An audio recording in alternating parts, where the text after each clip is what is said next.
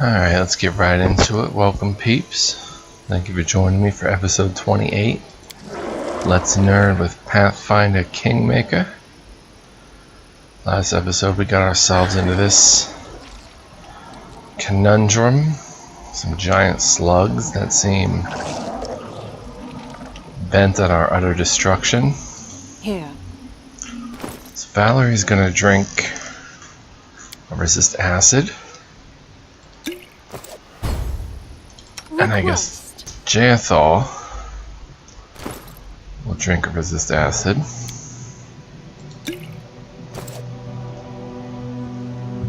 And Unworthy. let's go get him. You cannot stand against me. Oh yeah.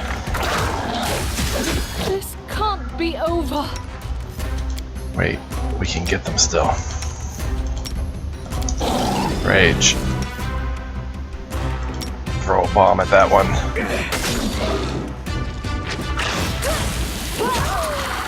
Well, she can't die for good, so.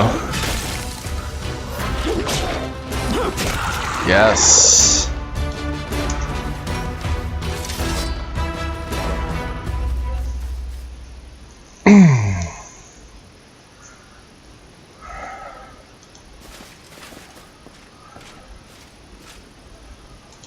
What were they hiding over here? Nothing. So, any brilliant ideas? Dizzy head. I think that's our third dizzy head. Yep.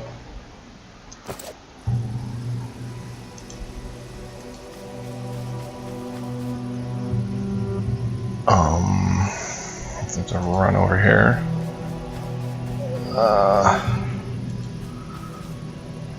Go disarm that quickly. You can thank me now.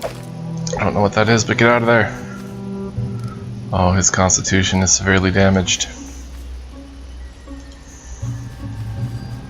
Oh, it's severely damaged.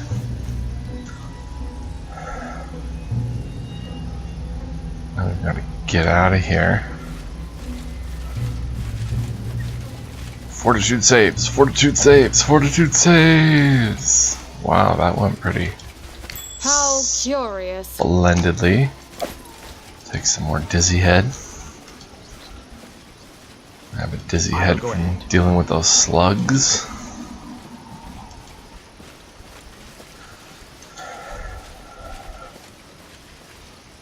Well, there's a new thought. Jaethal could go in there. You have my attention. Tashani Sabitu. Tashani Sabitu. And take the initial strikes. Tashani Sabitu. And if they focus on her, she can't die. Sabitu. While everyone else can run in and get the slugs. Let's see if I can at least give the dizzy head to the old beldame. No. Do you sell things? No.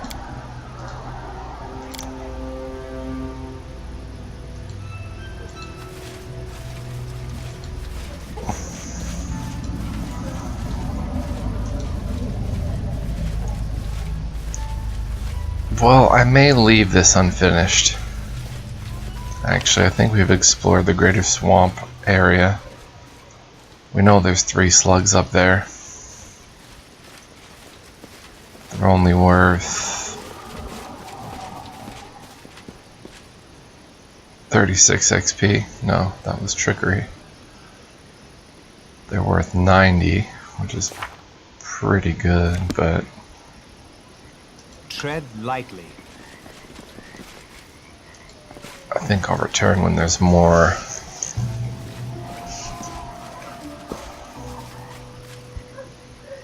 Only level up a bit if there's more time.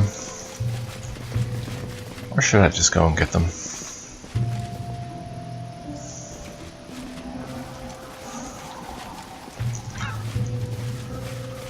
Hey, kitty. The old Beldame's cat. It's not like people, much like the old Beldame herself.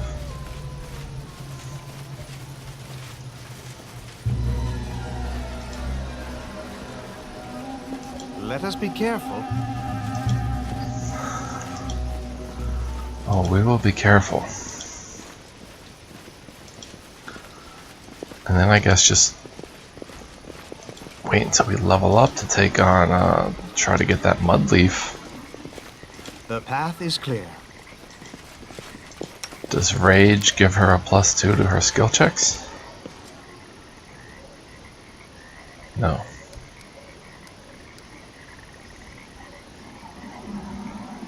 And she's inspiring ferocity.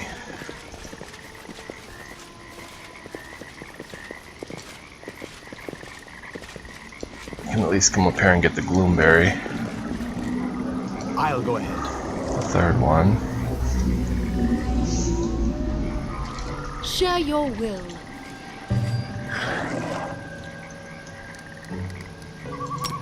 Alright, charge that one. Valerie.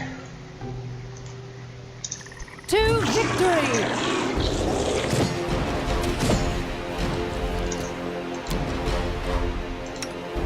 I'll use your Bane. Mary Rage a bit. This can't be over. Hopefully they'll keep attacking her while she's down. Maybe, if we're lucky.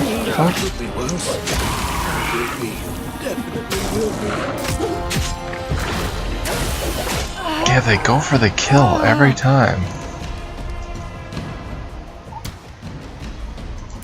I hate these slugs, I really do. We have no more resist acid. I'm really gonna have to get a resist energy spell next level up. Give the order. Share your will. Here I am. Speak. See.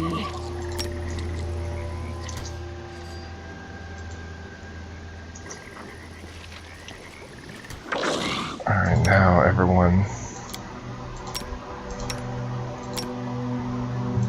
charge. They're all focused on Jayethal. I doubt Hideous Laughter would do much.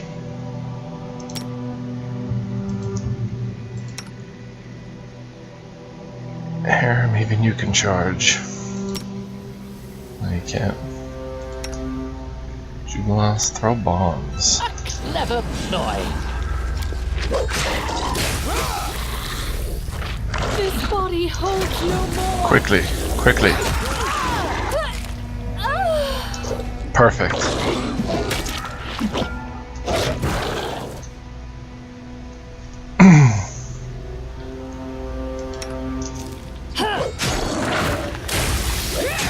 Perfect, perfect.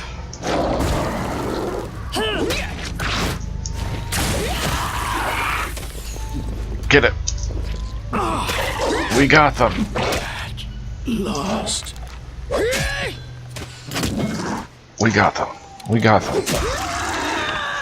Boom, you ugly, disgusting slugs, oozing your dripping grotesqueness.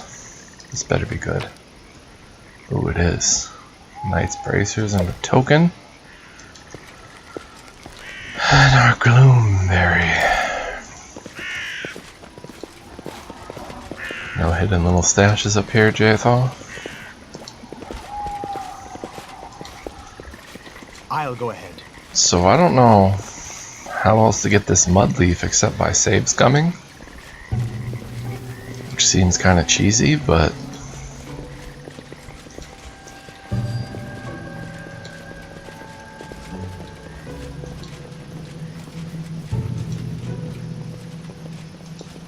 it would let me finish up this quest quicker. So I really want to return here next level. Just to pick a couple mud leaf and... The path is clear.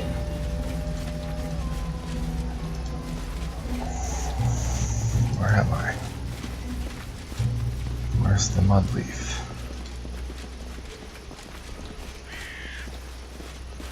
There it is.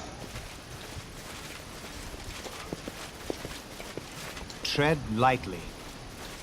They're the last few mud leaves around. So she can get guidance. She's already got heroism.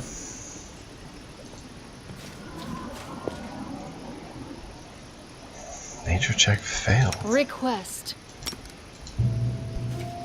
Well,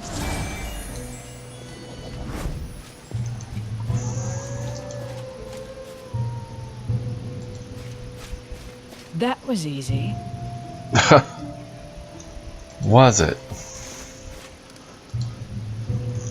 Alright, so we're just gonna save scum a little bit here. That was easy. I don't understand. She has high nature lore. I don't get why. Yes. Would bless help?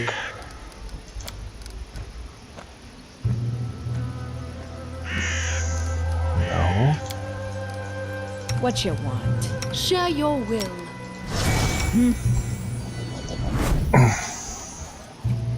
Done. Done.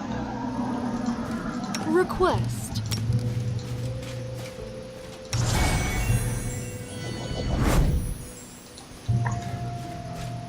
Forget it. Ugh, won't work. Then we will save scum. I know this is a little cheesy, but I don't feel like coming back here. I won't even remember or be in the area, probably.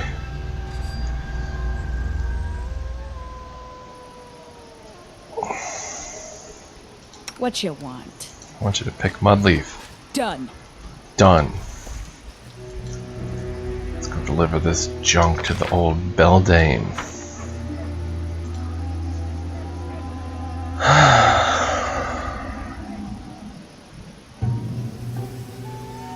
I don't remember Mudleaf being hard to pick the first time around.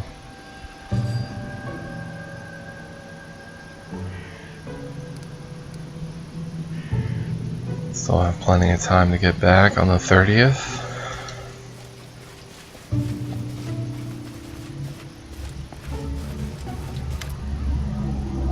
Here are the herbs, 3 bundles of each. The old woman claps her hands and grins, revealing a row of brown, uneven teeth. There's a good boy. Did it take a lot of time to find them, eh? Give them here, I'll put them to good use. 400 coins and 300 XP. After her new herbs are tucked away, she seems a bit more pleasant, even gives a gap-toothed smile. That's a proper greeting, trading favors. Help me and I help you. So what did you want to know, Ask. I know the area, might be able to help you on your way. Maybe you need some potions. Nothing cheap, but nothing you can't afford. And they do the trick, they do. What happened here? I have no idea. Used to be a village here once. Good folk. Well off, but not so well off to put on airs. They were at peace with the Fae. Even had festivals celebrated with them. But that was long ago. 6 or 7 dozen years at least. As for what ruined them, I don't know. Gotta guess, though. In the darkest night, strange sounds came from deep in the woods, crackling and moaning as if a great tree is twisting its roots, rattling its branches like bones. There's something there, a creature that drove away folk and Fae alike. As far as I've heard, a daughter of a human and a Fae used to live here. Her name was Elga Verniex. Are you her? The old beldame averts her eyes. Might be me, she sighs, or might not. What's the difference? Who would still remember that name? How much for your potions?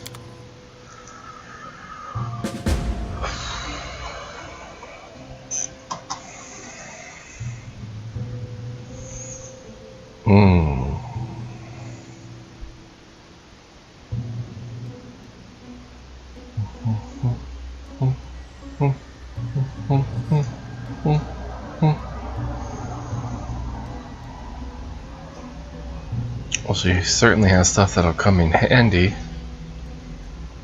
Potion of resist acid. Get a couple more of those. All think we need any potions. How about blur? We have a blur.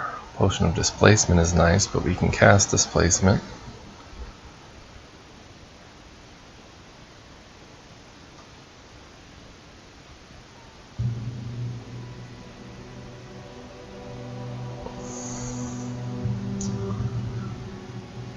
I think a couple resist acid. Do the trick for now.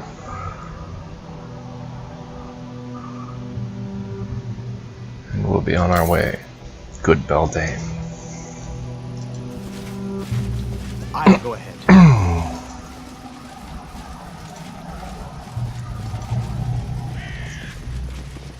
Strange area, this.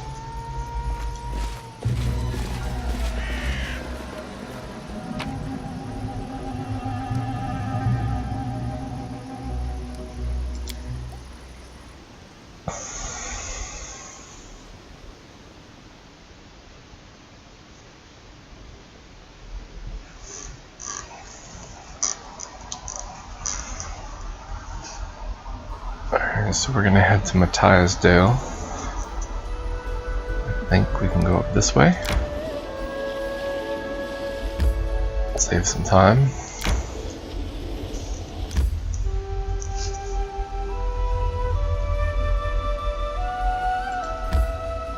One day and 7 hours, let's go.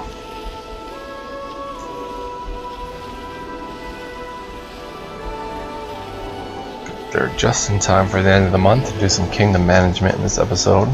We didn't do Time to our get some rest, isn't it? Mud Bowl quest. How long is this gonna take? 8 hours? Plenty of time. I feel tired. I didn't even do my math right. We got back on the 29th. I took that shortcut north. A battle round lasts for 6 seconds. There are different types of actions your character can perform around. Most of them, like standard actions and move actions, take about 3 seconds, while swift actions and free actions don't take any time at all.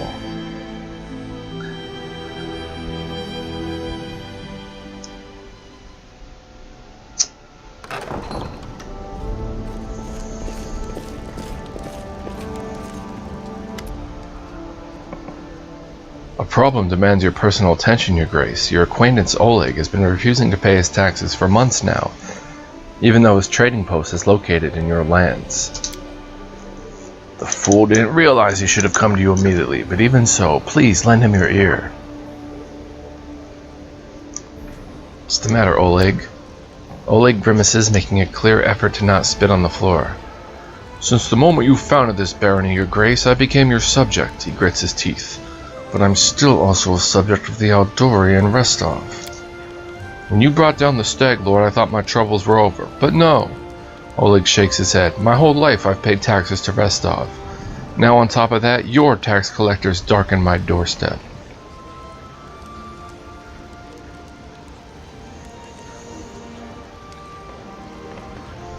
Oleg, which would you rather swear allegiance to, Restov or myself?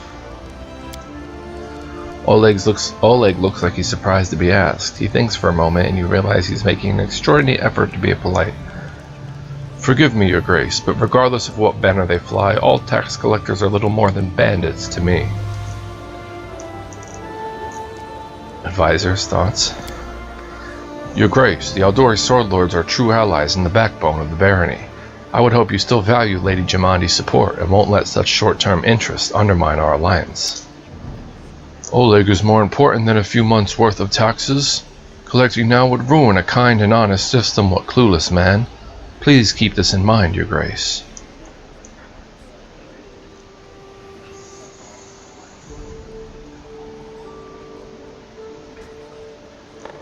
Well, our barony owes much to Restov's sword lords. We'll allow them to collect taxes from Oleg's trading post. It's only fair. Thank you, Your Grace. The Aldori will not forget this. A bad peace is better than a good war. Pretty simple trouble. Shoot right there.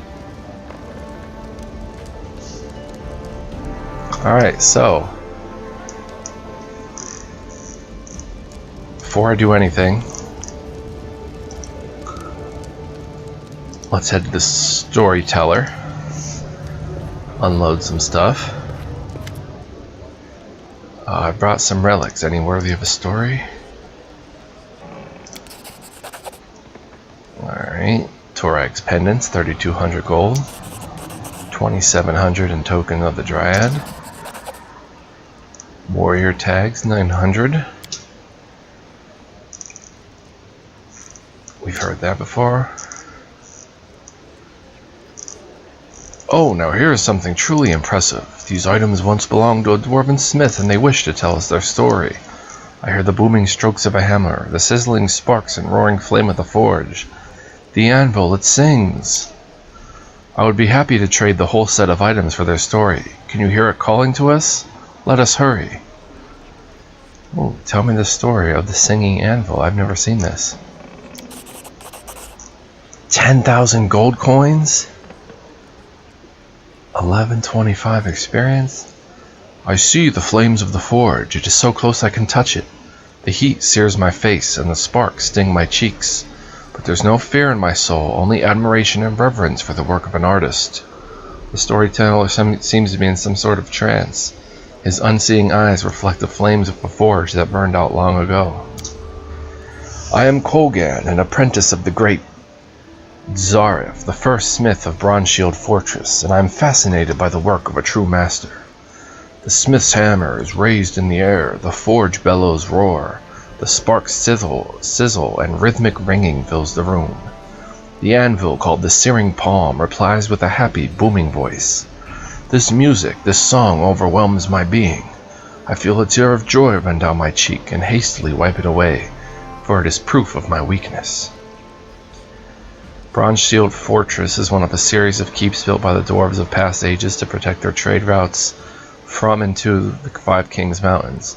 Centuries have passed since it was constructed, and the dwarves have largely abandoned these trade routes and the myriad fortresses along the way, ceding them to new occupants. The keep was once known as the Bronze-Shield Fortress, was taken over by the dwarves' bitter enemies, the Trolls, along with kobolds, who gave it a new name, Trobold.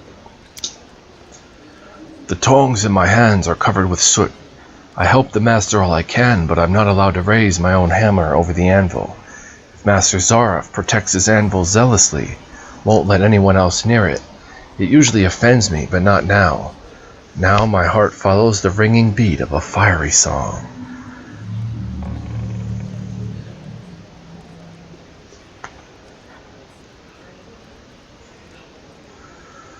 What makes this anvil so special? Is it enchanted? The anvil was created by Ordleaf Langabok herself in ancient times, when the dwarves, full of hope and inspiration, built fortresses along the Shield Road. Ordleaf gave this anvil her voice and named it the Searing Palm. Ever since, the anvil sings hymns in praise of the sublime crafting skill of its great mother creator. Why won't Master Zarif let you work the anvil? He says I'm not worthy. He says I have no talent, no spark of creation in my soul. The storyteller's lips curl with contempt. He says that all I can do is copy the work of others. What are you making? I can't see. I don't know. I don't care. The storyteller shrugs and frowns. This is my master's work, not mine. It doesn't bother me. Please continue. All I hear is silence. Bronze-Shield Fortress is sound asleep, save for the blinking of the signal bonfires. No one knows of the blasphemy about to be committed in the heart of the fortress. The storyteller chokes down a lump in his throat. I push open the door of the smithy. I feel the door's squeal of protest will wake everyone, but silence quickly returns. I take a step inside. I stoke the fire and don my soot-smeared apron. Long have I dreamt of the anvil. It calls to me. Its alluring voice captivates me. Its ringing is full of promise. Tonight I will work the anvil myself. Tonight I'll become a creator, and Master Zarif, upon seeing my work, will be forced to accept me as his equal. The fire rises to the ceiling, and I raise my hammer to make the first stroke. Something's wrong. When did I make a mistake? The storyteller's face collapses. The anvil, it won't sing. It moans under my hammer. Instead of sweet music, I hear cries of pain begging me to stop. I clench my teeth and strike again, and again, and again. I will make it work. It will sing for me, even if I must torture it to do so. The moans of the anvil become a monotonous rumble, but I can't stop. The smithy door swings open and Master Zara stands before me, disheveled and furious. He screams curses at me, but I can't hear them. The metal of my work crumbles under my hammer, but I can't see it. My eyes are blinded by tears. The storyteller shakes his head to clear it of the visions, a weary smile on his face. Well, that is it. But what happened to you? I mean, to Colgan? He left, hung his apron on the hook, tossed away his hammer and tongs, and left Bronze Shield Fortress. Deep in his heart, Colgan knew that Master Zareth was right all along. Colgan's hammer would never create a masterpiece. Hard work is a poor substitute for inspired talent. Colgan turned his eyes to Droskar. Droskar is a minor dwarven deity with a very limited following among the surface-dwelling peoples of Galarian. He believes that sufficient toil leads to eventual success, and that those who fail simply weren't trying hard enough. In the pursuit of this goal, Droskar teaches that one should be free to do whatever is necessary to accomplish one's goals, even if that includes lying, cheating, the exploitation of others, or even worse crimes. The god of the Dark Dwarves accepted this new follower. The Duergar gave Colgan shelter and provided him with unceasing, tiresome work that required no talent, just endless routine. He crafted weapons for the Duergar army, and nobody expected masterpieces of him. He soon forgot all about the searing palm, Master Zareth, and the blasphemy he had committed. And it seems to me that there, in the dark tunnel, serving Droskar, Colgan finally found happiness. What happened to the anvil after that? It lost its voice. Bronze Shield Fortress never heard it sing. Never again heard it sing. The storyteller sighs. It was still functional, and the weapons made on it were durable, but nothing more. No master ever managed to craft a masterpiece there again. The dwarven weapons gradually lost their enchantments, and defending against local dangers became increasingly difficult. I suppose Colgan's desecration was a strong contributor to the dwarves' eventual abandonment of the fortress. Thank you for the story, storyteller. Storyteller bows his head respectfully. Your stories are amazing. You make it sound as though you're actually there in the moment. The storyteller nods. I gained this gift after I lost my eyes. When I touch relics, I can feel the thoughts and emotions of those who previously owned them. If the emotions are strong enough, I can even see the events that left those impressions. Till we meet again. So I want to head to the tavern and let's drop off some pelts along the way. Head to the tavern and tell the boy's mother that we found him back in the lizard folk village. I hear you, little corgi. Corky the corgi. We have a lot of items to sell, and I will BRB.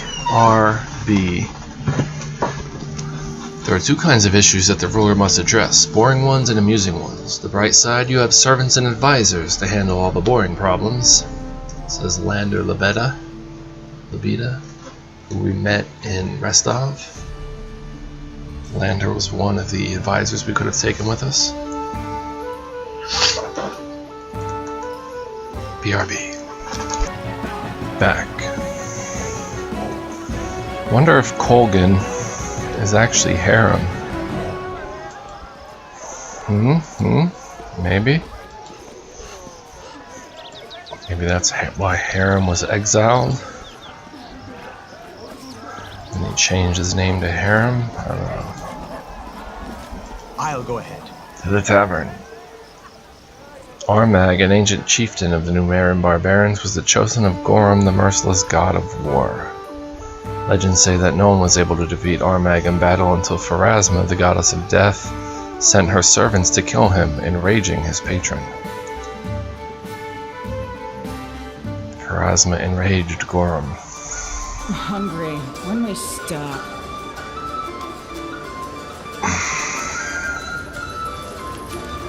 What's over here? Oh, hello there. Someone carved a body poem about the origin of the name the Stag Lord.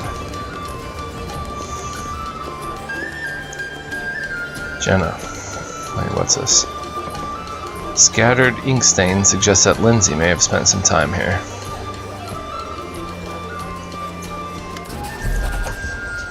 As soon as the peasant woman sees you, she falls to her knees trying to kiss your hand. Oh, your grace, our deliverer! You saved him! You rescued my little one!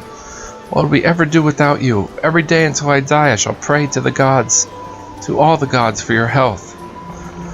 Loyalty +3, 600 XP. Pretty cool.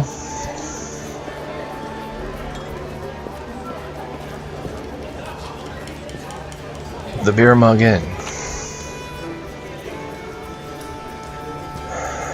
I don't see much reason to take those. But we should check out our own.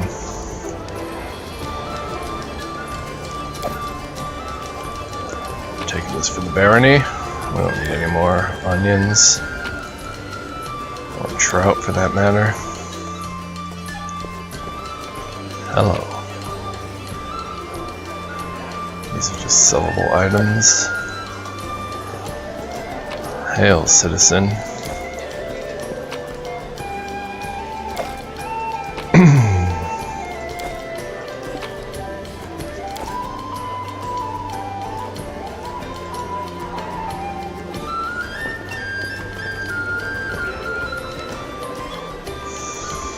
What was that? Alina. Behind the inn's bar stands a young woman with curly red hair, a round face, and rosy cheeks. She gives you a friendly smile, fixing her cap. So nice of you to stop by, Your Grace. I'm Alina, the innkeeper. Tell me about yourself.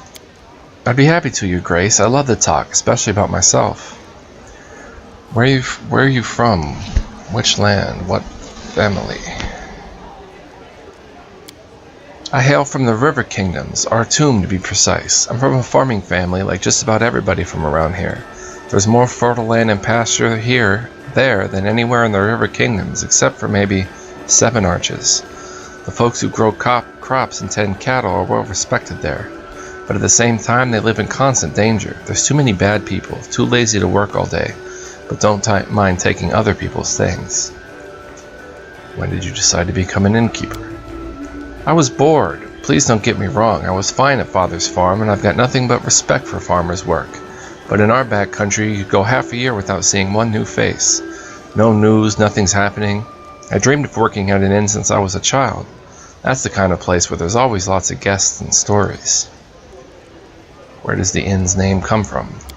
Oh, don't ask, it's too funny. I kept thinking about what name to pick, choosing just the right one, but not one to waste time. I drew a beer mug on the door. I figured folks would just see it and come on in. So the locals got used to calling the place the Beer Mug Inn, so the name stuck. Tell me about the River Kingdoms. A month wouldn't be long enough to tell it all, Your Grace. Each kingdom is a special place all its own. Elves live in one of them, another one half the country belongs to the Murderers Guild, and the other half gives them their orders. They say they even get locals discounts. There's just one thing that unites us all, like a strong thread keeps a quilt together. It's the 6 River Freedoms. I believe we know these, but tell me, the 6 River Freedoms. Yes, the first freedom. Say what you will, I live free. Doesn't mean you won't get beaten up for what you say, though. The second freedom, well, if you can call it a freedom, oath breakers die. Those who break oaths get killed just like that, so people prefer not making any oaths at all. The third freedom, walk any road, float any river. Once the ruler of Hybar decided to build a gate across the river and collect a fee from each passing boat. Well, there's no more Hybar. The fourth freedom is even worse than the second one. Courts are for kings. Whatever a king says goes, well, as long as he doesn't say to build a gate across a river.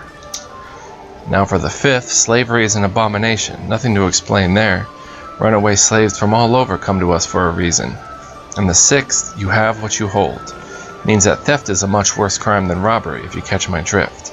You can honestly beat a robber and keep what's yours, but a thief acts on the quiet. Shame on him, that's just disrespectful. Thank you, Alina. We'll discuss it another time. All the news in the whole region must pass through this inn. What rumors have you heard? Lately, everyone's been talking about the tower at Candlemere. They say lights were dancing around it like a busy cook stove. Everyone who saw it says different things. Some witnessed a dragon and some glowing hamsters crawling from the lake. They're probably all lying, but the place is definitely spooky and mysterious.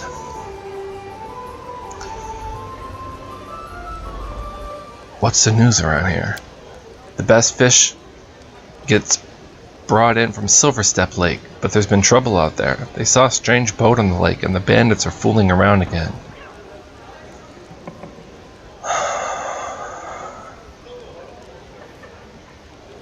Lake Silverstep is the primary water source for the Stolen Lands. It draws from numerous streams that fall from the steep tors to the east. This inflow helps provide the eastern side of the lake its great beauty, featuring waterfalls and cascades that abound with willows, reeds, and lilies. Numerous caverns lie beneath the eastern falls, and legends say they are replete with gems and silver. There are also magical inhabitants of the lake, including Fae, who whisper tales of a wise and ancient silver dragon who once made its lair in the eastern falls.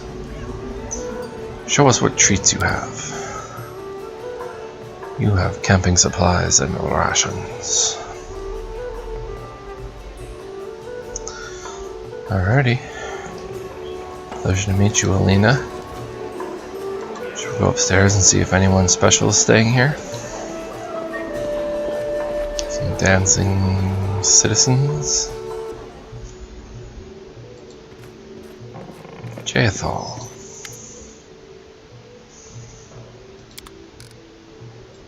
What is this? Locked.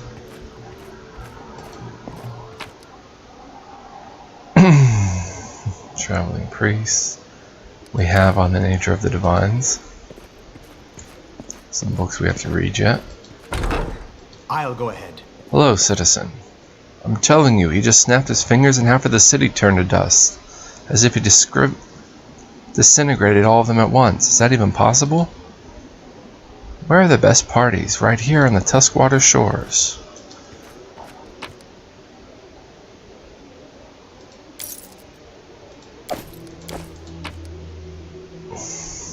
Diamond dust. Chronicles of the Blades. Battle in the Valley of Fire. We'll check that out. The path is clear. I think we have Chronicles of the Blades.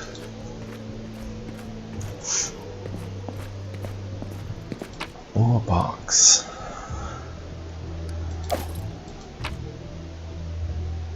The Curse of Ancient Ayabaria. Silver medallion. Nice. I don't usually drink, but today's an exception. Is that a mohawk or something? Locked. Locked. Interesting. Maybe they'll come into play later. Alright, I think it's time to go do some kingdom management.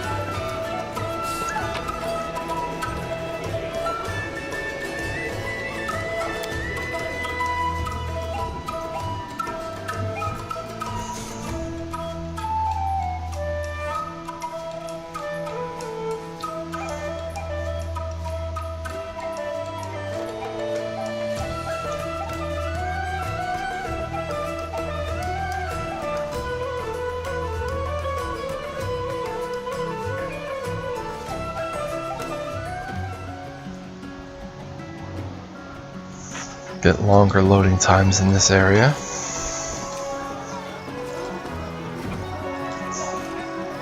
I'll go ahead. Well, I guess we should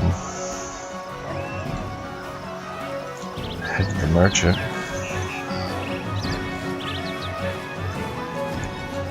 Asuf. Alright, get rid of all the junk.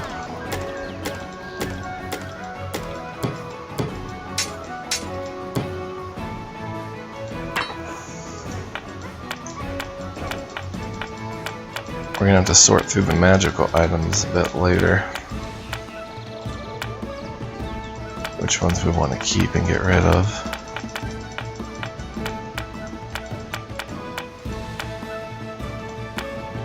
What is that we picked up? The Gloves of Dueling. +4 to CMD against disarm attempts. If the wearer has the weapon training ability and is wielding a weapon, it gives a bonus 2 if the bonus is increased by 2. Nice. I don't want to make any hasty decisions on things to sell. Except the bare essentials. Let's just hit offer. What is this? Oh. Take what we don't want to sell from here. So we don't want to sell emeralds.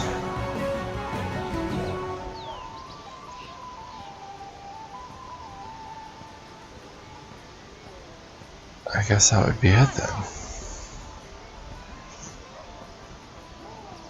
Or you can take the pouch of feather tokens too.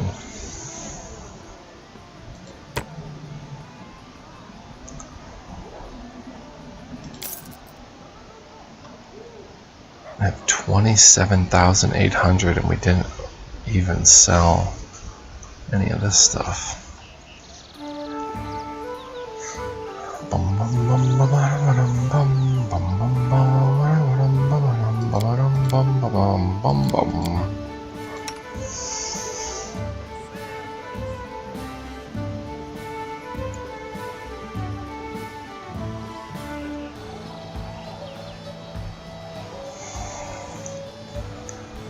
Well, I don't know what to do there yet. Let's just go get our kingdom in order.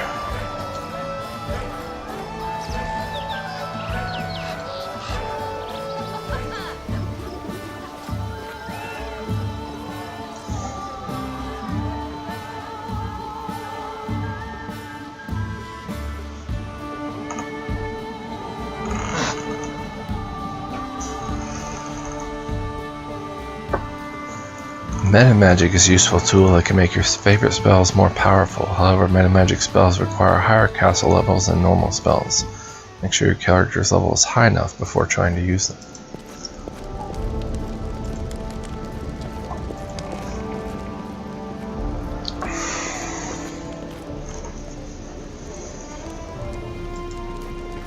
Have we talked to Jubilost?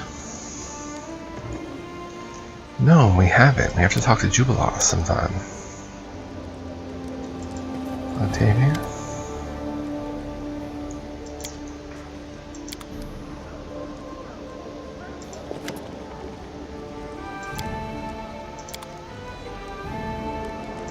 We've talked to Casil. No, we didn't. We talked to Jihad, I know that. Serve you, Your Grace. Or Jod. Alright, so let's see what's going on here at the kingdom. My Mastodon seems pleased. Projects, alright.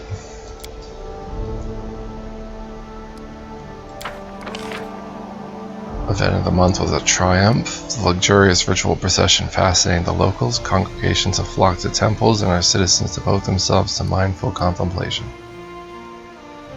Divine +5.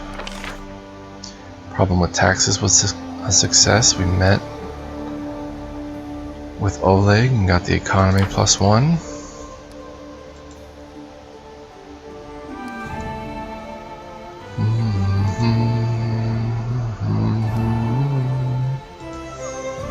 Claim the South Narrow Marches, which would be this area.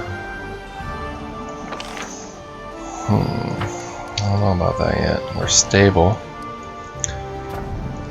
Alright, trade agreement with Myvan. +1 BP per week. Support the regent to level her up. We want to do that. Research into the nature of curses. The bald hilltop has been the source of much strife for the young barony. The locals say that there's some kind of ancient curse behind it all. We should learn if there's any truth to the belief. Research into the nature of curses. Tartuccio's transformation into the kobold shaman Tartuk was truly remarkable. Could have been the result of a curse. We have no advisors available. No advisors for researching the scythe tree, which came about as a result of a curse. Some believe that the misfortune that plagued the village on the marches was the result of a curse. Could a mother have cursed her own child even unwittingly? Solve the curse of Jim Tannerson?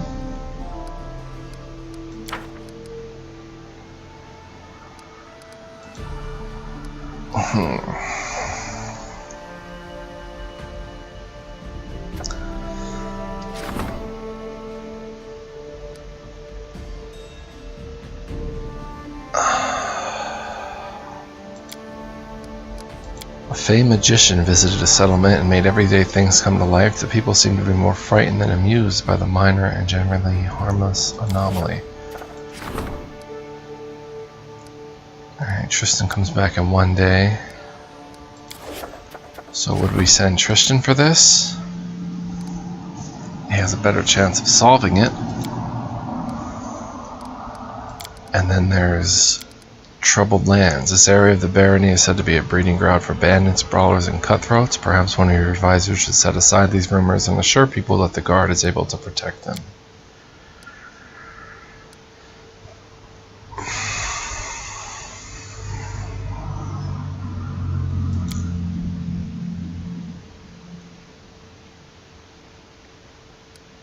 It's an opportunity.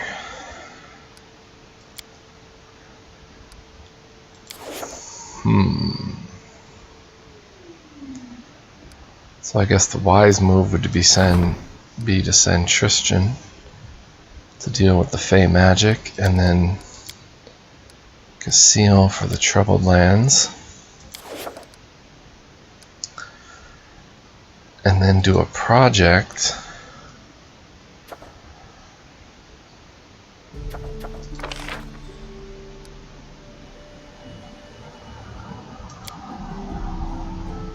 Village on the Marshes. 45 days to solve.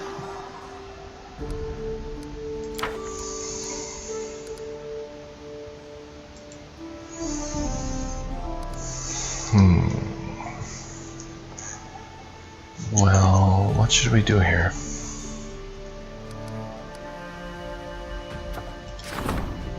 We'll expire on 1 Rova. Should be attended before 1 Rova. So I don't think there's 29 days in Orotis, but let's just quick save to make sure. Time to get some rest, isn't it?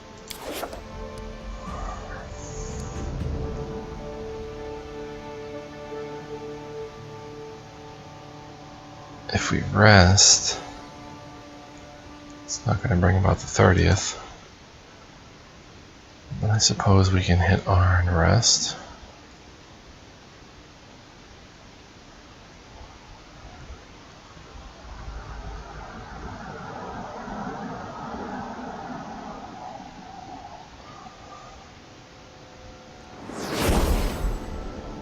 So let's do that. Bonk.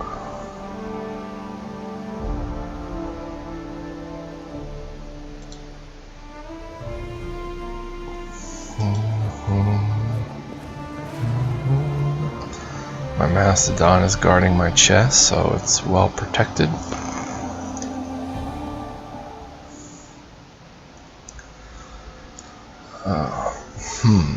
Wish I could just skip an hour or two.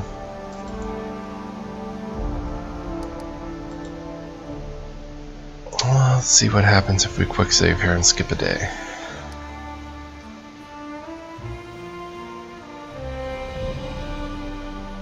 Bonk. Troubleshooter, Triumph. The ambassador charmed the mermaid with gifts of magnificent jewelry.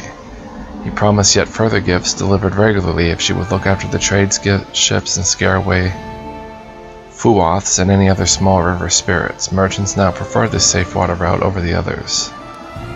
Loyalty and economy +2. Cool. Treasurer demands my attention. Let's see what Jubilas has to say. The end times are nigh, says Harem.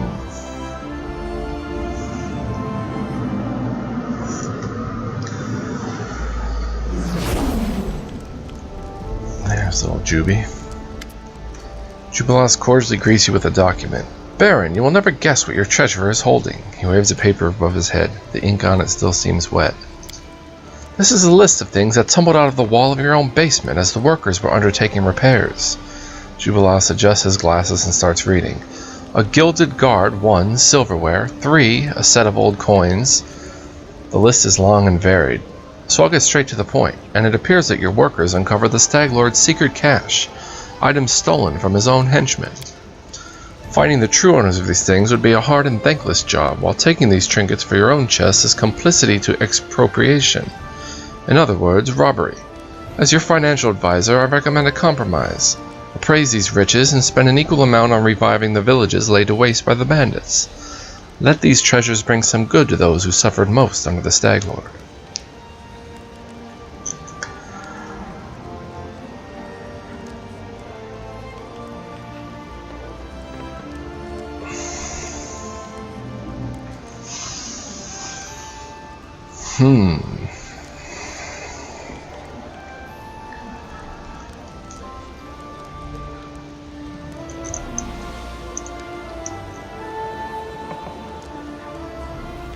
The owners of these things might be dead or on the run.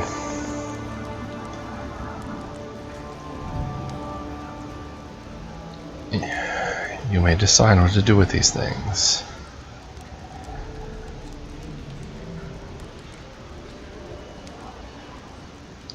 We'll use them to revive the villages that suffered the most under the Stag Lord's reign. Jubilas nods solemnly. I knew you would follow my advice. Community +3.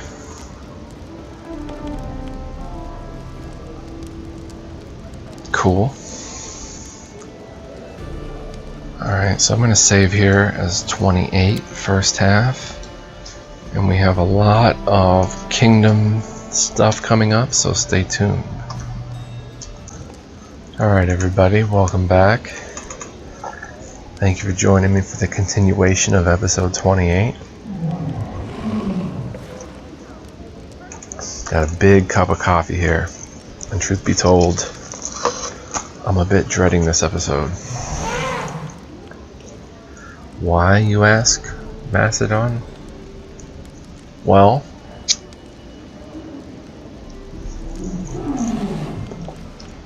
we have a lot of decisions to make.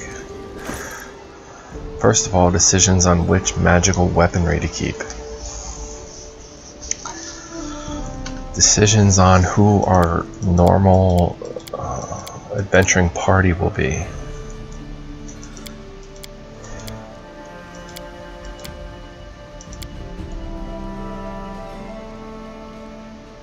Decisions on how to handle the kingdom management. So let's get into that.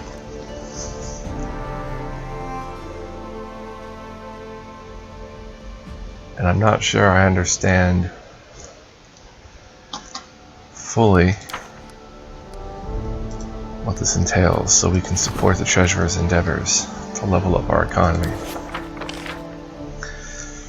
So our stats look pretty good. We're stable.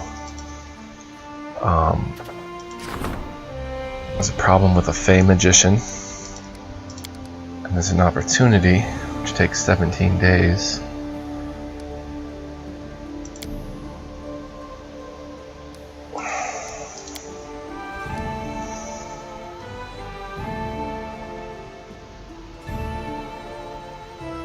He's a generally harmless anomaly. I'd like to send Tristan to solve that problem. And I'd like to send Casil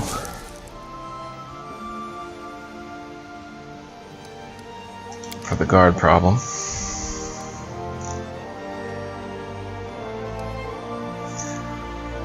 So let's go ahead and commit to these. Now,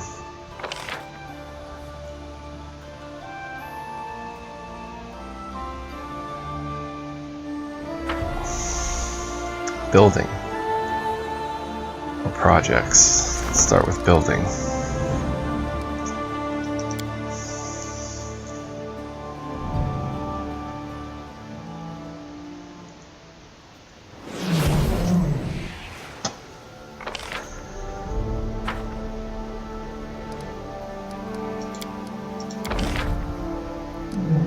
So the brewery will be finished in a day for more relations. Can I upgrade Bakken's alchemical shop? I can. To alchemical workshop. Requires town. This is a village though.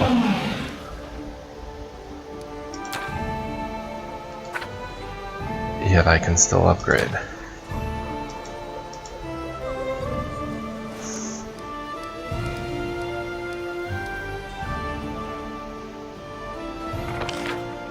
Stats are looking pretty good. Our economy's past 20. Our community's past 20. Divine is next.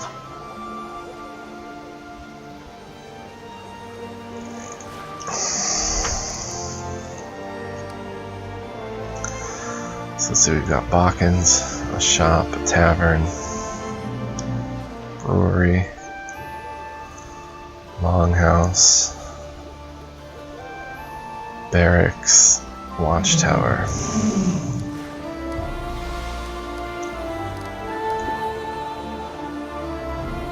Wooden walls. +1 stability with walls, so let's build some wooden walls to get that stability.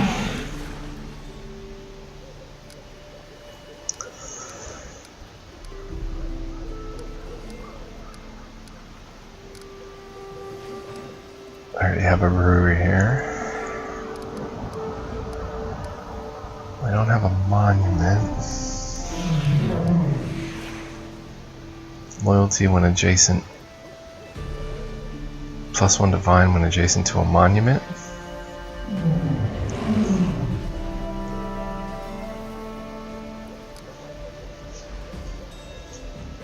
So what if I built a monument and then a shrine?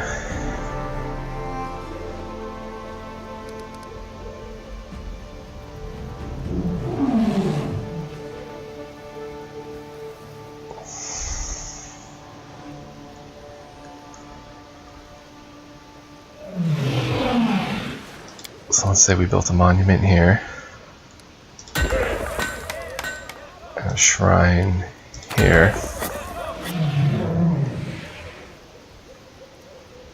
So we'll get the +1 loyalty and the +1 divine.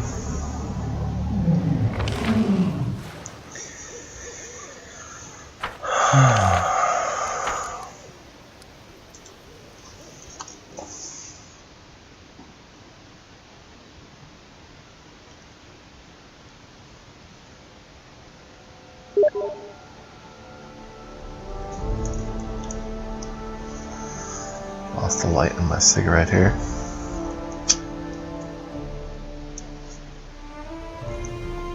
So if you hadn't noticed, this is going to be a slow and steady kingdom management episode here. We have to talk to Ekin, let him know that we dealt with Kargad. We've got 2 open slots here. Tavern, granary, orphanage, shrine, monument, brewery.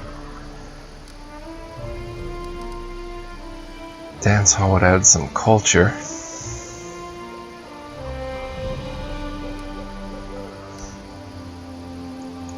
+1 arcane when adjacent to a shrine, which we can't do.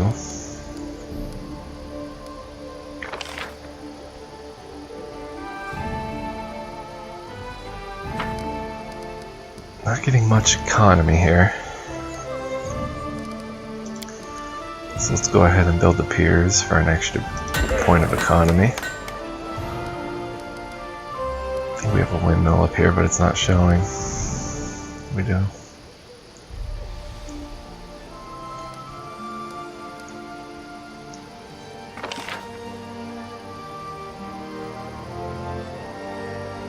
Our military's lacking a bit. +1 economy when next to a shop.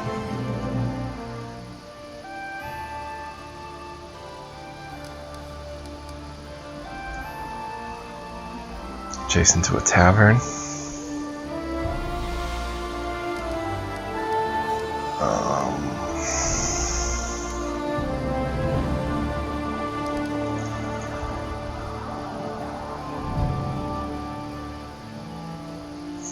Get a bit of culture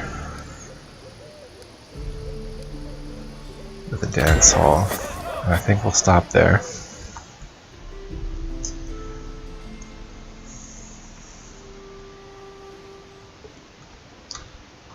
Alright, so now Ben's taken care of.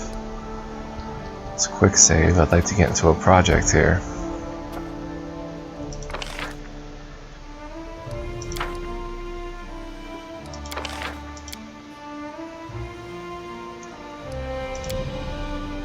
You can research into the nature of the village on the marches. We can get John to take care of that. It takes 45 days to solve, though. But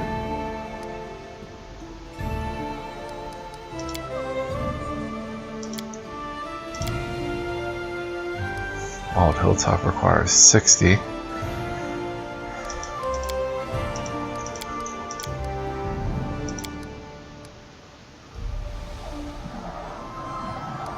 I don't think we're going to do that yet.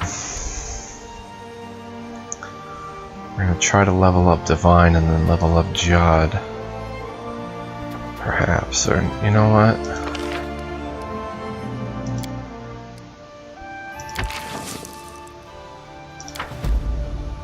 Let's research into that. And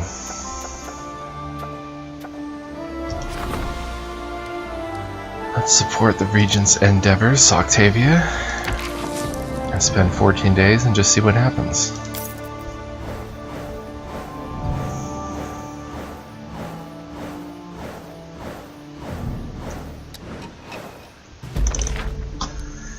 Alright, community reached rank 2. Enchanted Wind was a disaster. We openly invited well-known magic researchers to the barony, but failed to draw the attention of any notable experts. Failed opportunity.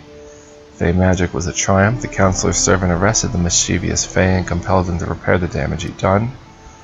Loyalty +3.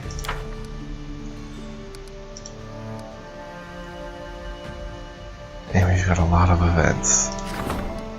A letter was delivered to the castle. An advisor wants to discuss an urgent matter. There's troublemakers spurring the people to rebel against their ruler. Grumblings of popular discontent can be heard in the capital. Advisors should either answer to the rabble-rousers or nip the rebellion in the bud.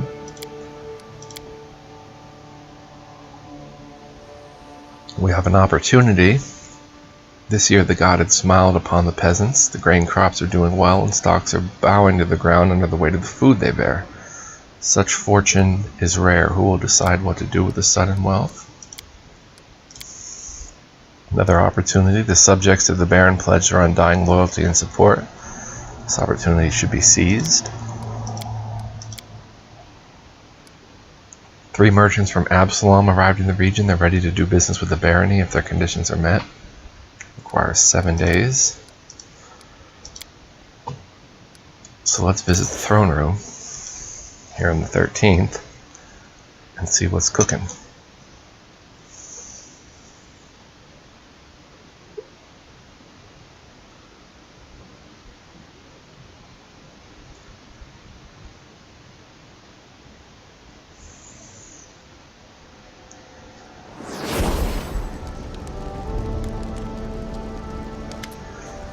Tristan, there's a look of determination on Tristan's face. I bring bad news from your subjects. Today one of our citizens stopped me in the street and asked me to tell you something of import.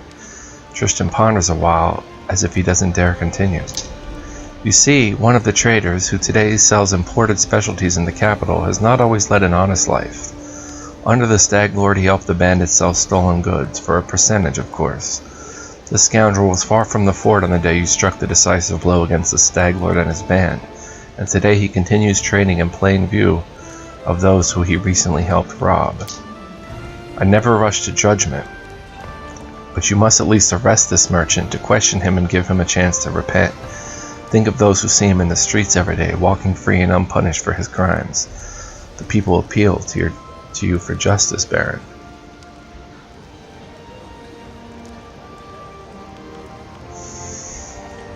Arrest this shifty merchant immediately. He'll answer for selling stolen goods, even if it happened before my time.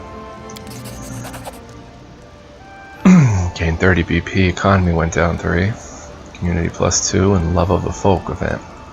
I shall order that the merchant be detained. Of course, we will fully investigate all these rumors and get to the truth before we judge him.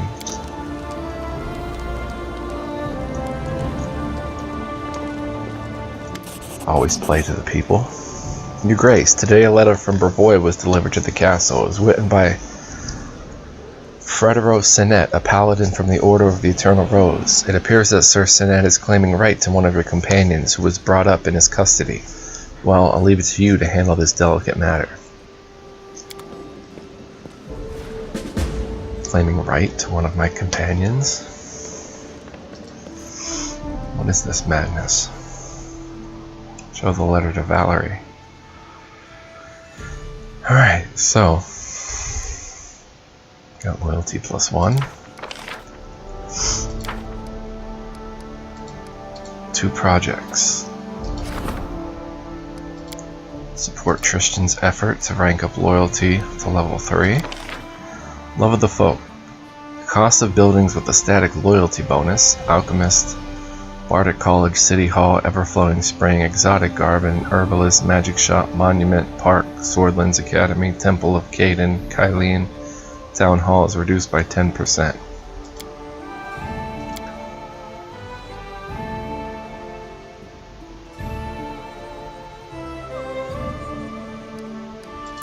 I don't know if I want to do that just yet. How many days left? 31. Oh, see, I made the mistake again.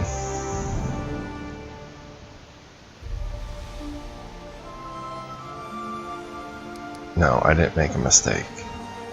I didn't assign anybody to this stuff yet. Alright, Troublemakers. Octavia.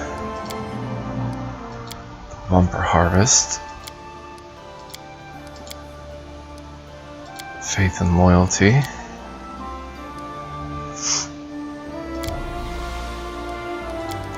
A proposal for cooperation. Takes 7 days to solve.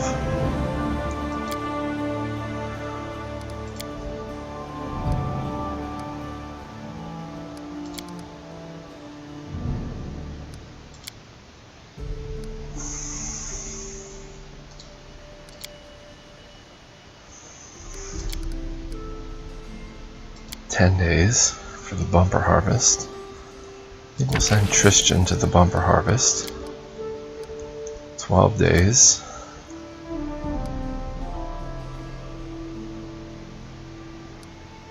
I think Octavia can handle that. Jubilas can handle the merchants.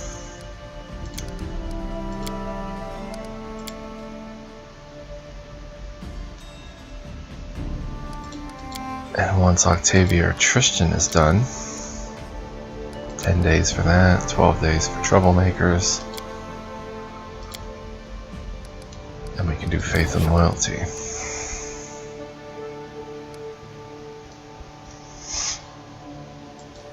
So let's read this letter, and then go show it to Valerie.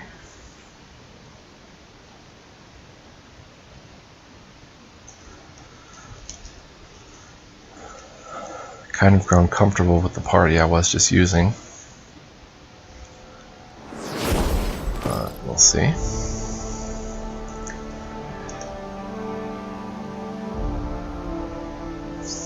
Night is litter.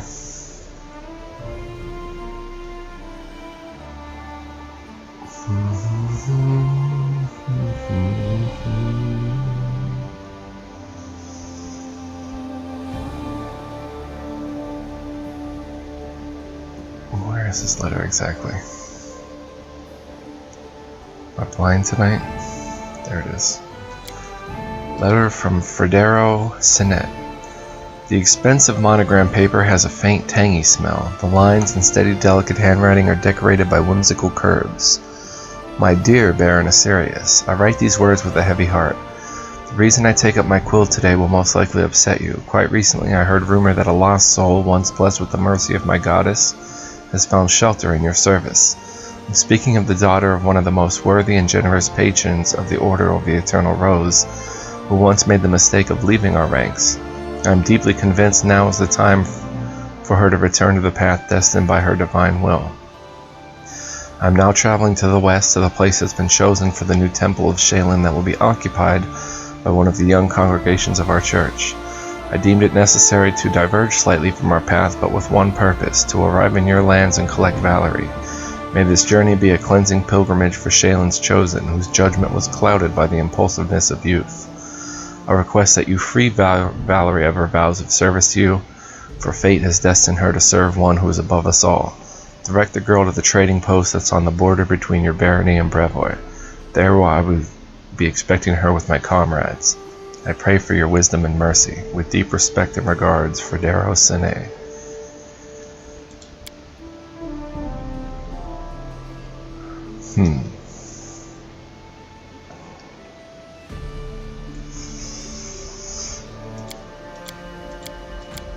So I think my normal party really has to include Jubilos, doesn't it? But then either Octavia or Tristan are out.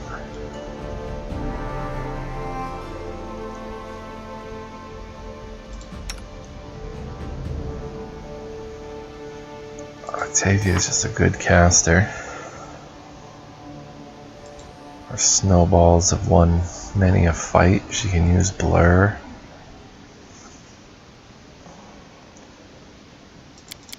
Harem has his Mastodon.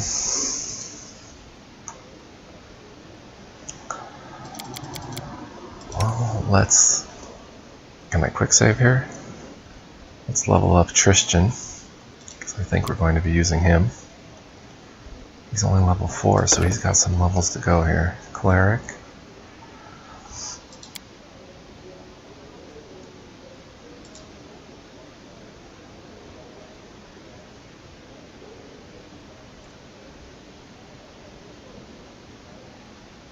Can he demoralize person?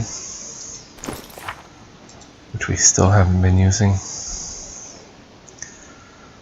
We can, but...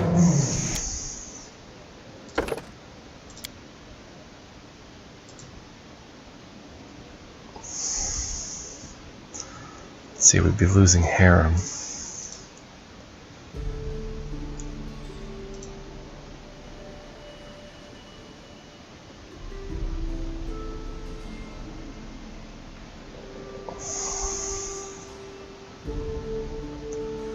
That's pretty good.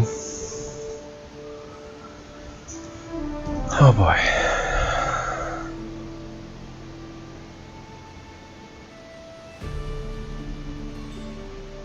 I think extra channel is kind of the basic. He already has one meta magic, which is extend spell.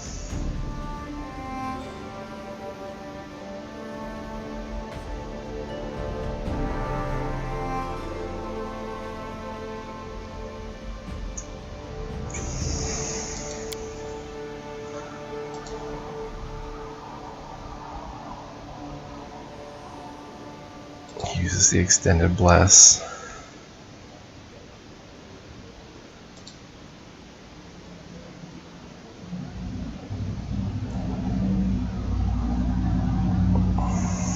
Fireball.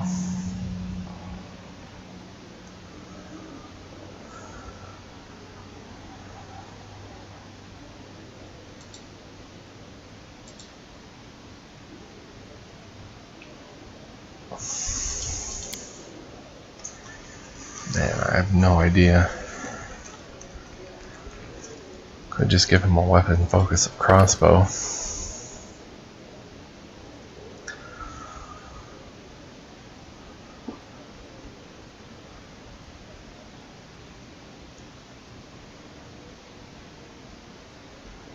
I think extra channel should be good for us. Healing duties.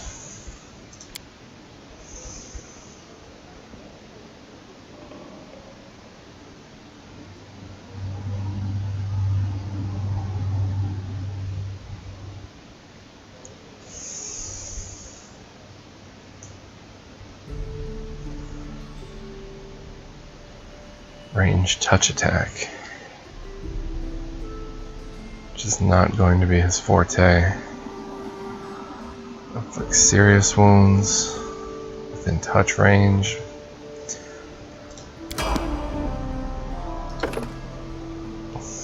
Cleric again.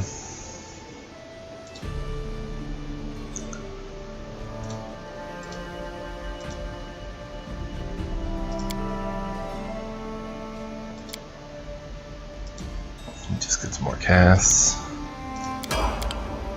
And one more level for him. He gets access to 4th level spells.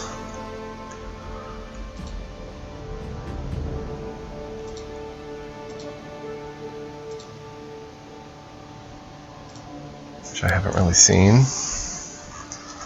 Another feat.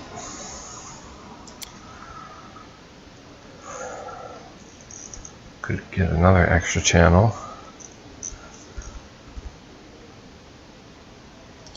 Let's see what happens there. Oh, and the spell's beginning.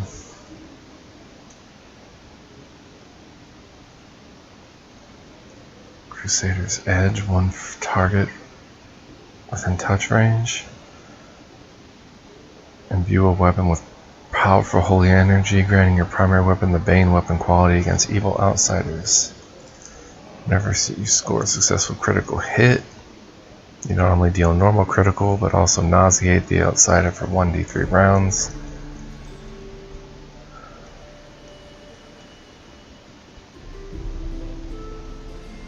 Spit Venom.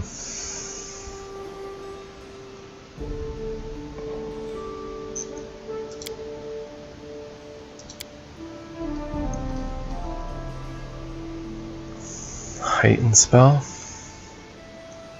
Increases the effect of you can cast spells as if they were a higher level.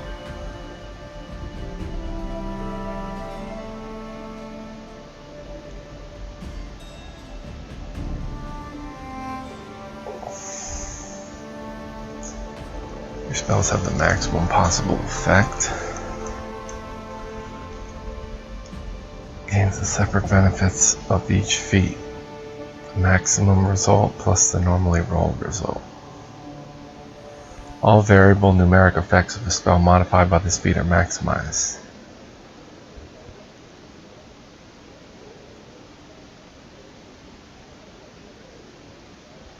And I think extra channel is still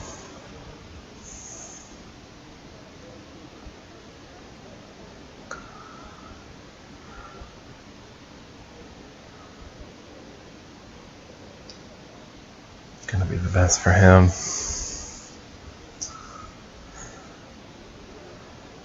He's gonna be in the back doing his cleric thing.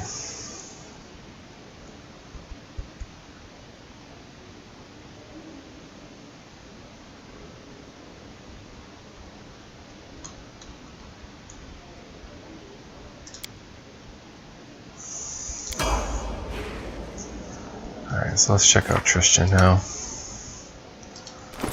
+7 to his attack, which is pretty low. He can actually use the Devourer of Metal, which takes his attack to a +5.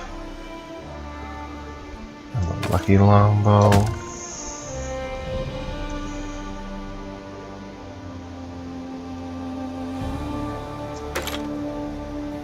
One to 8, 2 to 9. 2 to 9. Why is this different though? It just says 1d8. Does he have a weapon focus on crossbow?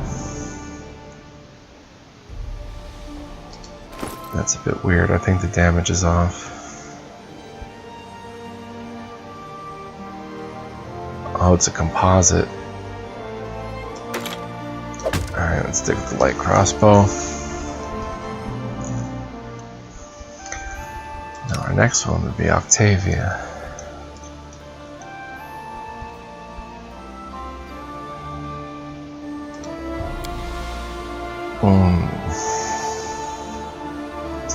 So we're going to start leveling her in Arcane Trickster,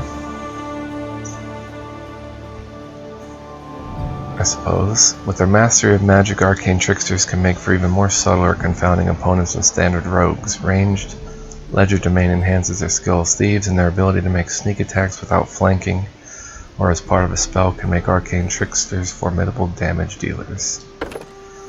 Let's see what that entails. So she gets Arcane Spellcasting.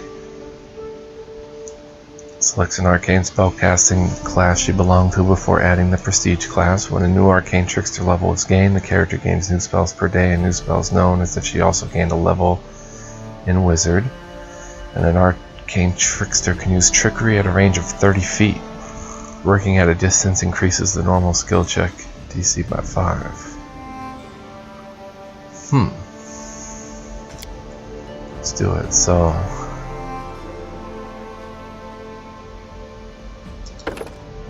she was Wizard. I have to get that Trickery up then.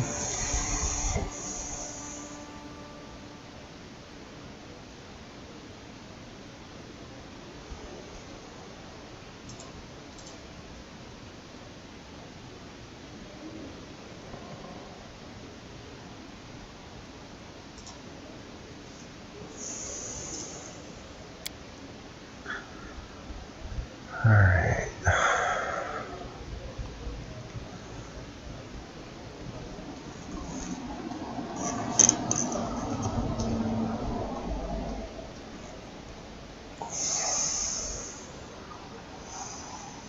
Let me just see something quickly here. If I look at her spells, she's got Web, Blur, Illusion,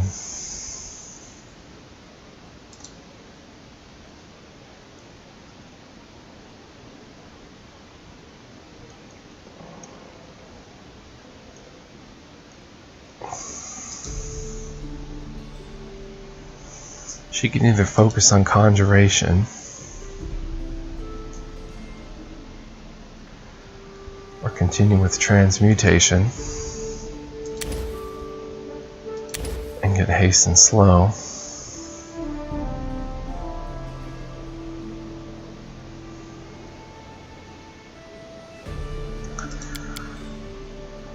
Whoops.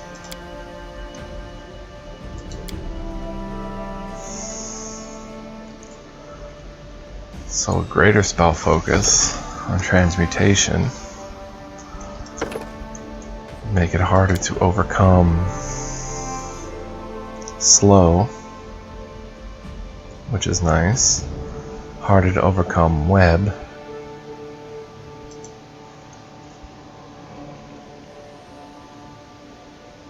And that's pretty much it. So that would give her better Web and Slow.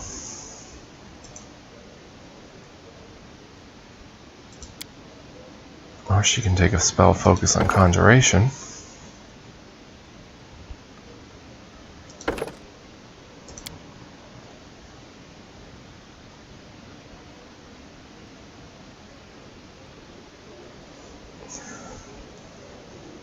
Increase her Stinking Fog so we could get rid of, say, Slow. Get Stinking Cloud. Creates a bank of fog created by fog like that created by Fog Cloud, except the vapors are nauseating. Living creatures in the cloud become nauseated. This condition lasts as long as the creature in the cloud, and for 1d4 plus rounds after it leaves. Any creature that succeeds on a save but remains in the cloud must continue to save each round. This is a poison effect.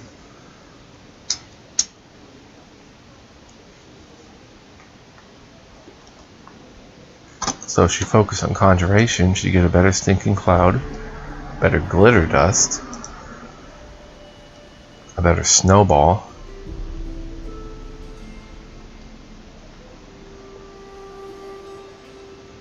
and I think that is a pretty good idea. She's already focused on transmutation.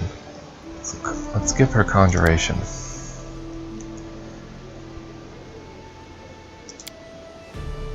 Would it do anything for summon monster?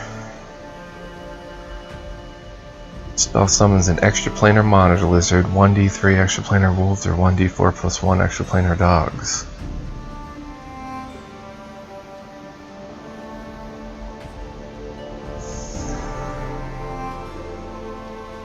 Well, she can always write haste into her spellbook. So why not get summon monster 3?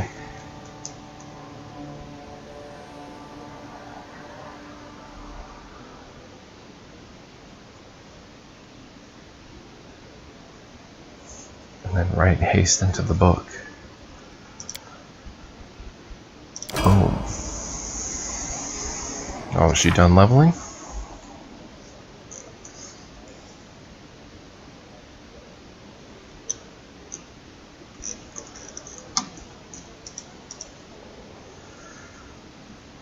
Alright, so Tristan and Octava replacing Harem, the Macedon, and Jubilost.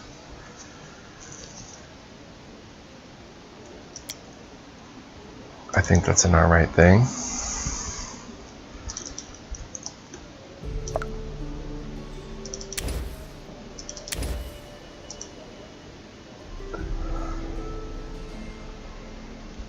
Fox is cunning, intelligence based, blur, dexterity. Let's get another web in there. Even a glitter dust. I like web. We have enough enlarge and reduce person. Like her snowball. Alright, so that's cool for her.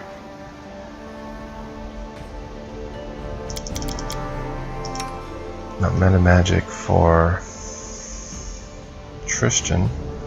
He's got a longer bless. Throw another one in there. He's got a longer protection from alignment. Throw another one in there.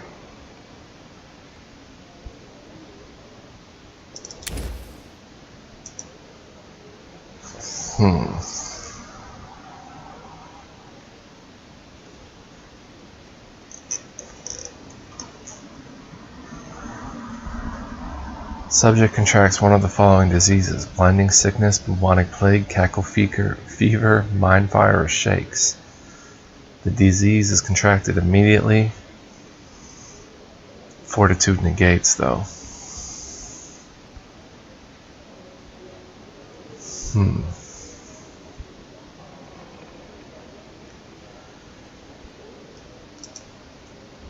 That's already 10 minutes, so he doesn't need that. Medium range. Project a blast of light from your open palm. Must succeed on a ranged touch attack to strike your target. I don't like him in touch range attacks. Give him a fireball. Give him a couple of resist energy communal. And maybe a protection from energy or delay poison communal.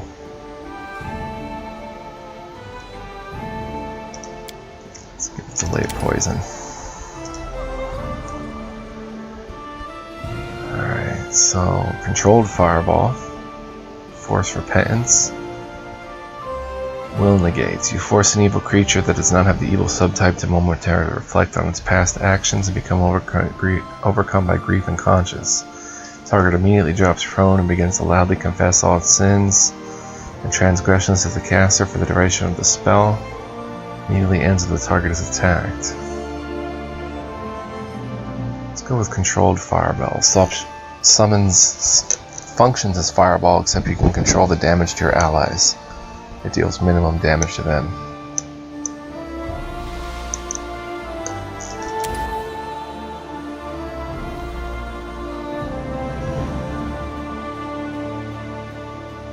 Functions like Lesser Restoration, except it also dispels temporary negative levels, or one permanent negative level. Cures all temporary ability damage, restores all points permanently drained from a single ability score, eliminates fatigue or exhaustion. Let's get a couple of those. We have Resist Energy Communal, but Protection is better. 12 points per caster level. Wow. This isn't protection. This is just 10. 20 points at 7th level. So we should get by with that. So Juby.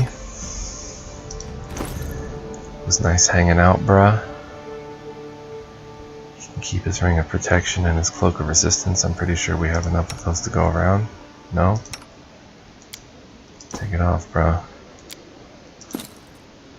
Drafts trickery skill checks, mobility checks. Didn't even use these wands. Shocklight crossbow, bracers of armor. So Olivia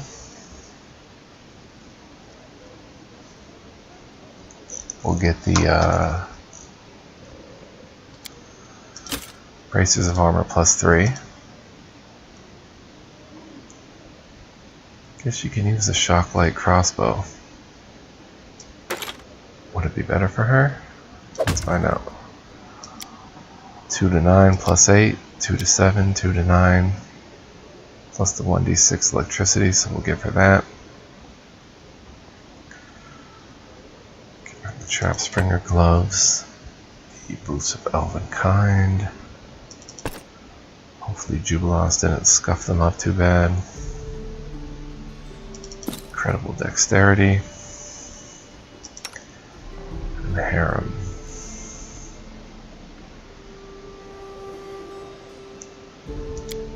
That Scroll of Bane.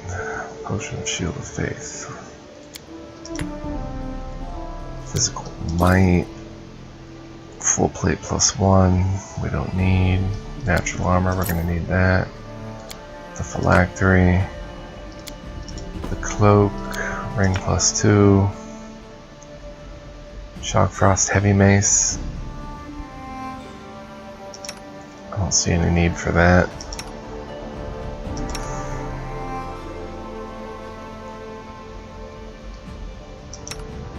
Actually, I do see a need for that. Jaethal. Where'd it go?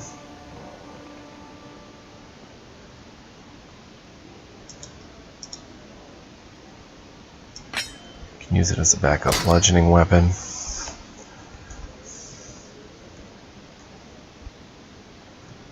The need arises. So Tristan will get. I'll keep the lesser braces of archery. He doesn't need protection. She'll get the braces of armor +3.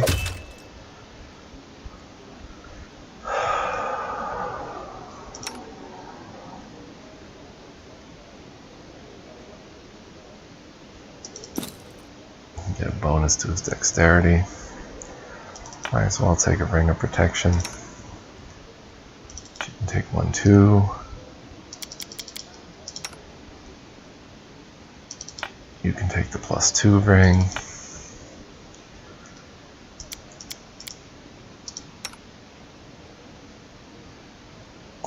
cloaks. You get a cloak.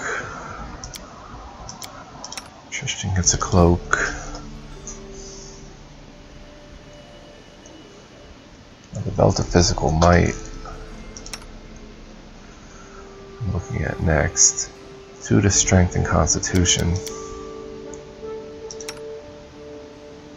He's got +4.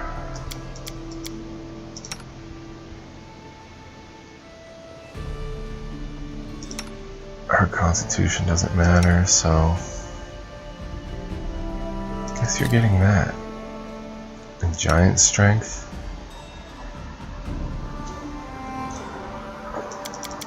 Somebody needs a belt of giant strength. She can't use the composite longbow anyway. So whatever. Well, it'll help us carry more. Alright, the phylactery. Positive channeling. I'll get that. Now what about natural armor 1?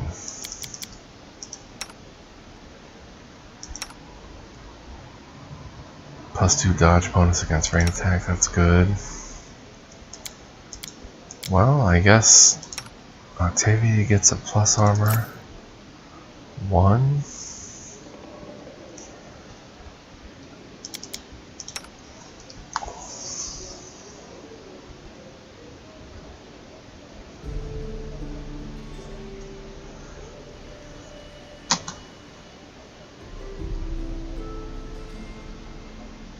Let me try something here. If I give him the belt of giant strength,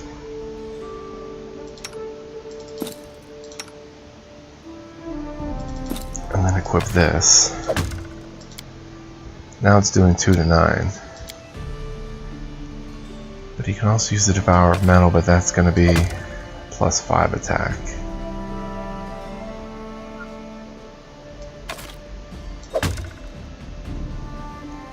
Oh, where's that shock cross light bow? Oh, she was using that? Give that to Tristan.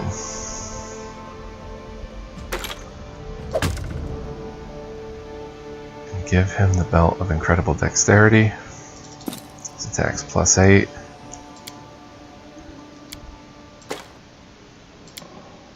That's the best we could ask for. Her attack is still +7. She can get a belt of incredible dexterity too.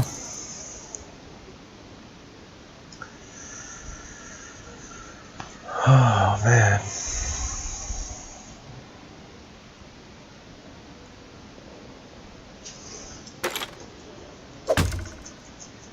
She can use a crossbow. It's longer range. Not as good of a critical multiplier, but that's okay. Now what is this? If the wearer has the weapon training ability. Alright, now wands. Wand of Burning Arc, yes please. Magic Missile level 3. Scorching Ray. She's already OP with all this.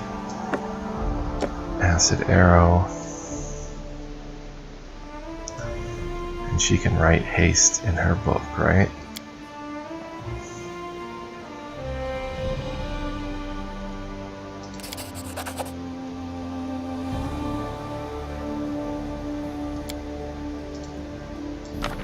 She can cast a scroll if need be. Tristan, cure serious wounds, Alchemist Fire.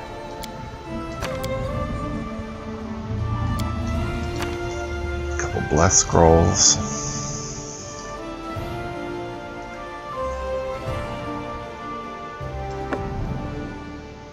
I guess you can get a wand to find traps, why not? Alright, man, now, after all that,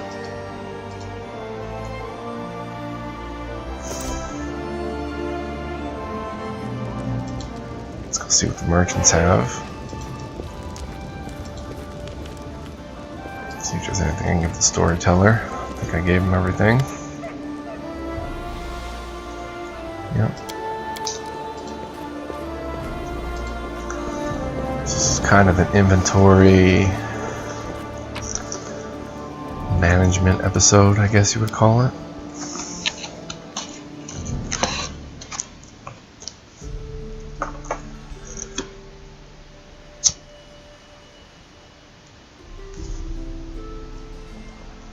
/ kingdom management.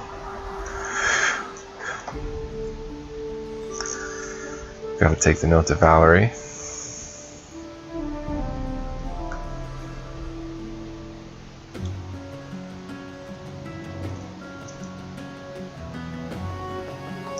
So let's go do that. Valerie. Give Fredero's letter to Valerie. Valerie, I received a letter from Fredero Sine. He says I'm to free you from your service and return you to Shaylin. Valerie looks at you unblinking, and you see her eyes darken with an anger she can barely contain. Really, may I have a look at this letter? Is that so? I see. Valerie takes a deep breath. My apologies, Asirius. I seem to have become the reason for this message and highly inappropriate demands it contains. I know this person. Fredero Sine is one of the mentors of the Order of the Eternal Rose, a true paladin of Shaylin, one of those who insist they are right until the very end. He kept saying louder than anyone that Shaylin herself predetermined my fate, even when I was packing my things before I left. Looks like he never came to terms with me leaving, since he found me even here. But the nerve, the mistake of leaving our ranks, returned the path destined by her divine will. Since when does Fredero fancy himself the personal harbinger of this precious Shaylin? Valerie, her face scarlet red, doesn't seem to notice the letter crumpling in her hand.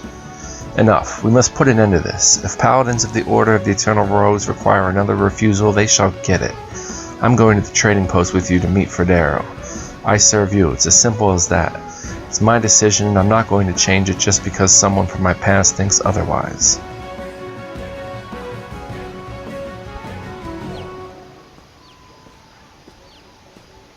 It's time to visit Oleg and Svetlana. Valerie smiles faintly and nods.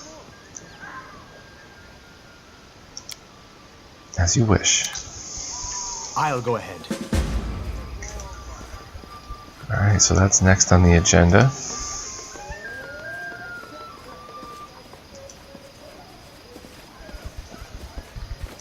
I think we've done the kingdom stuff. Let's see what Hasuf has.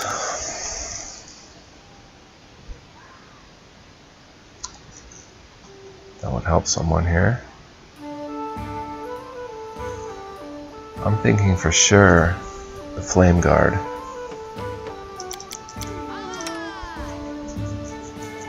Gives her another 1 point in armor class. +3 resistance bonus on reflex saving throws and fire resistance 10. So we'll grab that.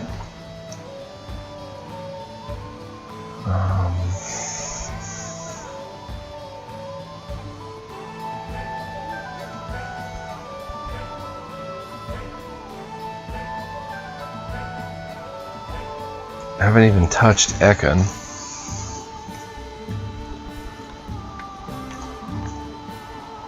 Battle clarity with combat expertise. Amulet of natural armor +2. I'll get one of those. Cloak of Shadows. We'll get that for Octavia. What are we at? 22,000. I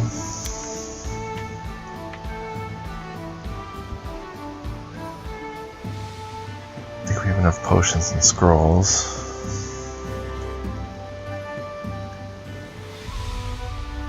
Maybe one more scroll of haste would be good.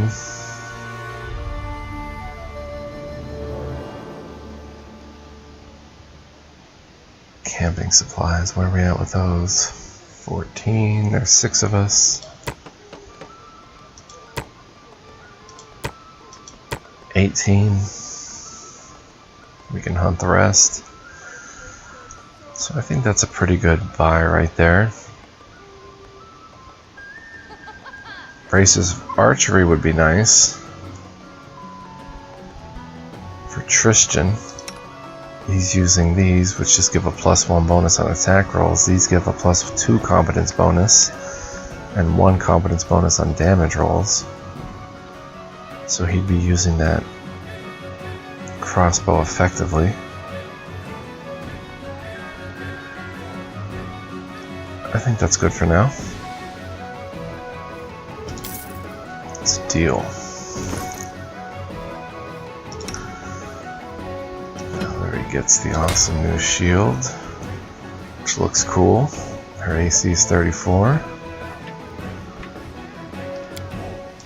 Give her the natural armor +2.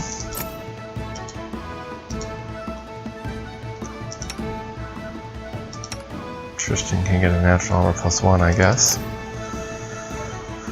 And the Cloak of Shadows will go to Octavia. So does that automatically give her a +10? Stealth, 25. Yep. Excellent. She'll be making lots of sneak attacks.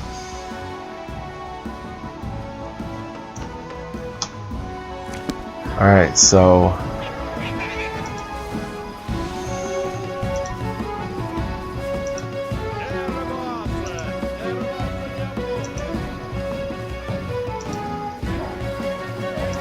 I'm going to hoard these magical items. Make sure I started the events properly. And then we're heading to Oleg and Svetlana's.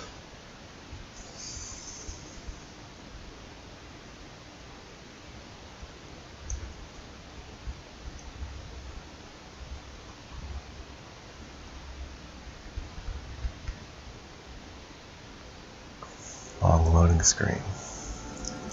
So I hope you guys find this episode interesting. It's kind of one of those regroup back at the castle type episodes. Next we'll be heading to Oleg and Svetlana's. Probably even heading down to the Mud Bowl. 321 BP. Everything's looking good.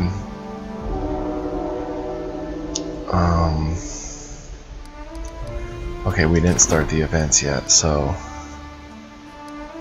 let's make sure we want this correct. He gets a +8, needs to roll 9 or better on that opportunity. We can choose an advisor once they're done. Do business with the barony if their conditions are met.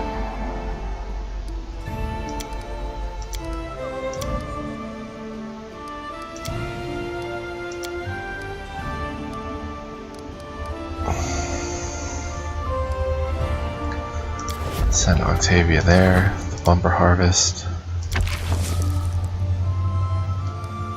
Send Tristan.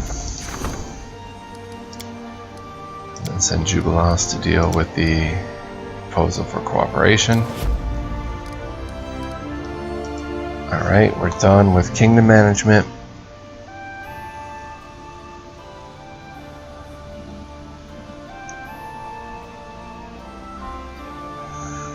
For now, I'll hoard all these magical items in this chest in case I need to sell them later to buy BP or something like that. I don't want to make any assumptions on what I'll be using and what I won't, even though that can pretty much be sold. The Tower Shield, Blessed Path. Can only be worn by good characters.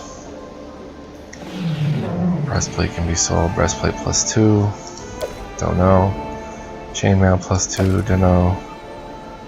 Hide armor can be sold. Hide armor +3. Other armor +1. You never know. That can be sold.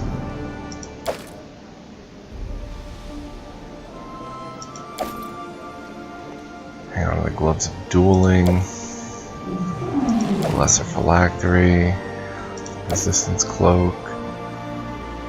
Braces of Armor +1. I think that pretty much does it for inventory management. Caster level 1. That should just be sold.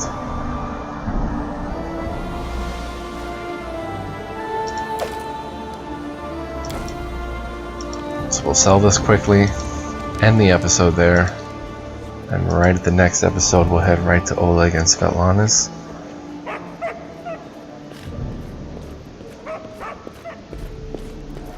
Have a showdown with this Fredero Sine.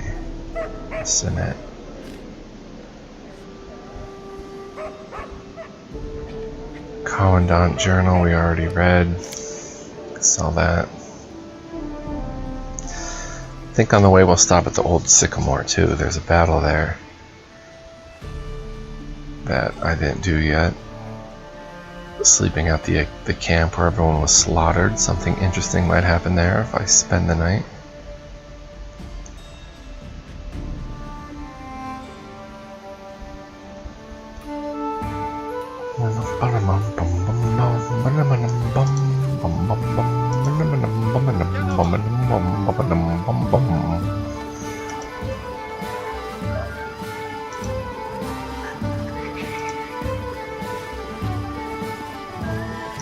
Oh, we have to talk to Jubilos and learn about him. Talk to Casil. Just sell this stuff. Read the River Freedoms.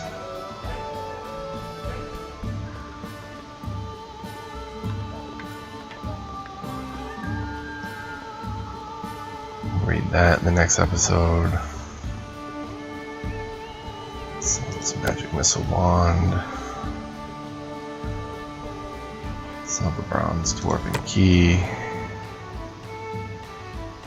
Old Dwarven Chess Key. Silver Dwarven Key. And we are ready to rock in the next episode.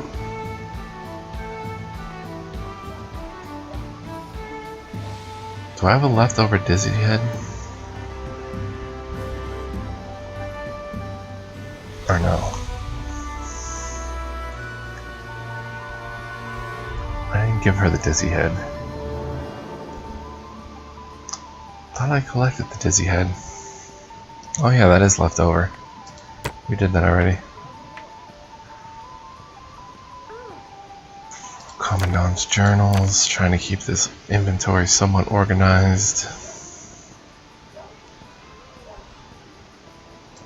Dwarven keys. Nida's letter.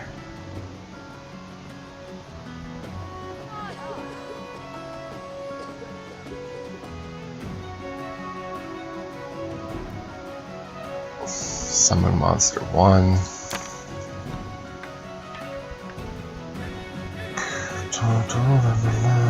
Lots of Scorching Ray.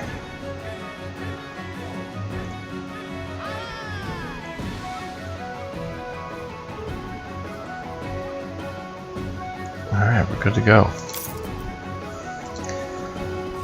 So, starting the next episode, we're all decked out. Pretty sure this was 28. I want to say thanks for joining. Hope you found that interesting with the kingdom management and some inventory management. Our party will be Asirius, Valerie, Amiri, Jaethal,